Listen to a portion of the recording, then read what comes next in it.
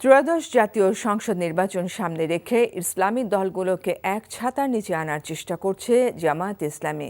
এই ঐক্য নির্বাচনী জোট পর্যন্ত গড়াতে পারে বলে আভাস দিয়েছেন দলের সেক্রেটারি জেনারেল মিয়া গোলাম পরোয়ার। ইসলামী দলের নতুন জোট ভোটে জিতে সরকার গঠনে সক্ষম হবে বলে মনে করেন তিনি। ইমরুল হাসানের রিপোর্ট। 5ই আগস্ট রাজনৈতিক পালাবদলের পর তৎপরতা বেড়েছে ইসলামী দলগুলোর। আগামী জাতীয় সংসদ নির্বাচন সামনে রেখে নানাভাবে প্রস্তুতি নিচ্ছে সংগঠনগুলো। যার যার অবস্থান থেকে সাংগঠনিক কর্মকাণ্ড জোরদার করেছে তারা। নতুন প্রেক্ষাপটে ঐক্য গড়তে নিজেদের মধ্যে যোগাযোগও রাখছে। মূলত জামায়াতের পক্ষ থেকে প্রচেষ্টা চলছে একটি ইসলামী জোট গঠনের। সম্প্রতি ইসলামী আন্দোলনের আমির চরমনাই পীরের সাথে দেখা করেন জামায়াতে ইসলামীর আমির। বিভেদ ভুলে তাদের এই সাক্ষাৎ জোটের রাজনীতির নতুন মেরুকরণের ইঙ্গিত মিলছে। 250-টিরও বেশি ডিজাইন অপশন নিয়ে ওয়ালটন স্মার্ট ফ্রিজ, বোঝে আপনার প্রয়োজন।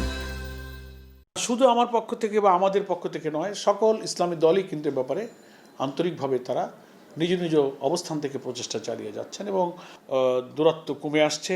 দ্বিমত এবং ভিন্নমত সহকারে আমরা এবার লক্ষ্য করছি যে ইসলামী দল জোট এবং ব্যক্তিত্বের মধ্যে কিন্তু ওইসব ছোটোখাটো মতপার্থক্য তারা কমিয়ে এই দেশ জাতি স্বাধীনতা সার্বভৌমত্ব আমাদের নিরাপত্তা মুসলিম উম্মার স্বার্থে তারা কিন্তু কিছু কমন ইস্যুতে একটা সমঝোতার দিকে এগিয়ে যাচ্ছেন।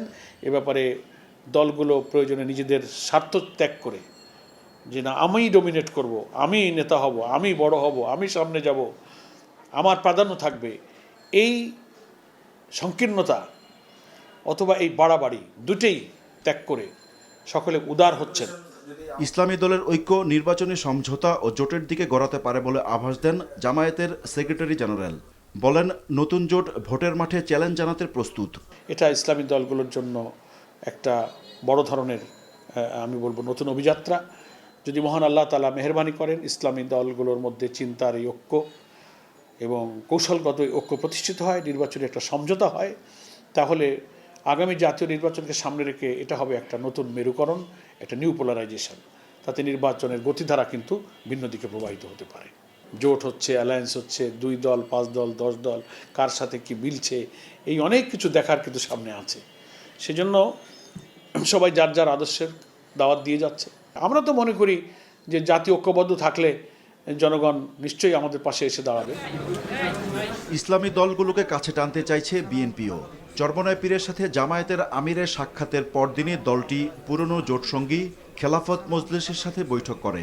যারাই ফ্যাসিবাদের বিরুদ্ধে লড়াই করেছে, যারাই ফ্যাসিবাদের বিরুদ্ধে আন্দোলন করেছে একযোগে, তারা সবাই আমাদের আন্দোলনের যেমন সাথী ছিলেন, আগামী দিনগুলিতেও তারা আমাদের সাথে থাকবে। Imrul Hasan, NTV news, Dhaka. 250-টিরও বেশি ডিজাইন অপশন নিয়ে ওয়ালটন স্মার্ট ফ্রিজ, বোঝে আপনার প্রয়োজন।